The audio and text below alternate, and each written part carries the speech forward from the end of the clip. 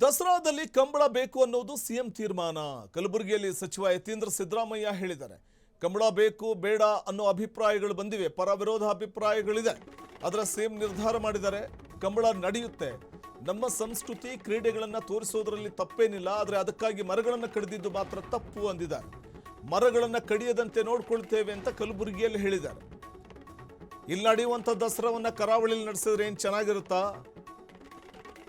ಯತೀಂದ್ರ ಅವರೇ? ಅಥವಾ ಇನ್ನೆಲ್ಲೋ ಕಲಬುರಗಿಲೋ ಎಲ್ಲೋ ನಡೆಸಿದ್ರೆ ಚೆನ್ನಾಗಿರುತ್ತಾ? ದಸರೆ ನಾಡ ಹಬ್ಬ, ಅದು ಮೈಸೂರಲ್ಲೇ ಅನಾದಿ ಕಾಲದಿಂದಲೂ ನಡ್ಕೊಂಡು ಬಂದಿದೆ. ಹಿಂದೆ ವಿಜಯನಗರ ಸಾಮ್ರಾಜ್ಯ ಕಾಲದಲ್ಲಿ ನಡ್ಕೊಂಡು ಬರ್ತಾ ಇದ್ದಂಥ ದಸರೆ ಈಗ ಮೈಸೂರಲ್ಲಿ ರಾಜರ ಕಾಲದಿಂದಲೂ ನಡ್ಕೊಂಡು ಬರ್ತಾ ಇದೆ. ಇಂತಹ ಸಂದರ್ಭದಲ್ಲಿ ಇಲ್ಲಿ ಕಂಬಳ ನಡೆಸಬೇಕು ಅನ್ನುವಂಥ ಕಾರಣಕ್ಕೆ ಮರಗಿಡಗಳನ್ನು ಕಡಿಯುವಂಥದ್ದು, ಇದರ ಕುರಿತಾಗಿ ಯತೀಂದ್ರ ಅವರು ಮಾತಾಡಿದರೆ ತಪ್ಪು ಮರಗಿಡಗಳನ್ನು ಕಡಿಯೋದು ಅಂತ ಹೇಳಿದ್ದಾರೆ. ಹಲವಾರು ಥರ ಅಭಿಪ್ರಾಯಗಳು ಬಂದಿದ್ದಾವೆ. ಆದರೆ ನಾವು ಕಂಬಳನ ಮಾಡಬೇಕು ಅಂತೇಳಿ ಮುಖ್ಯಮಂತ್ರಿಯವರು ತೀರ್ಮಾನ ಮಾಡಿದ್ದಾರೆ. ಸೊ ಹಾಗಾಗಿ ಕಂಬಳ ನಡೆಯುತ್ತೆ.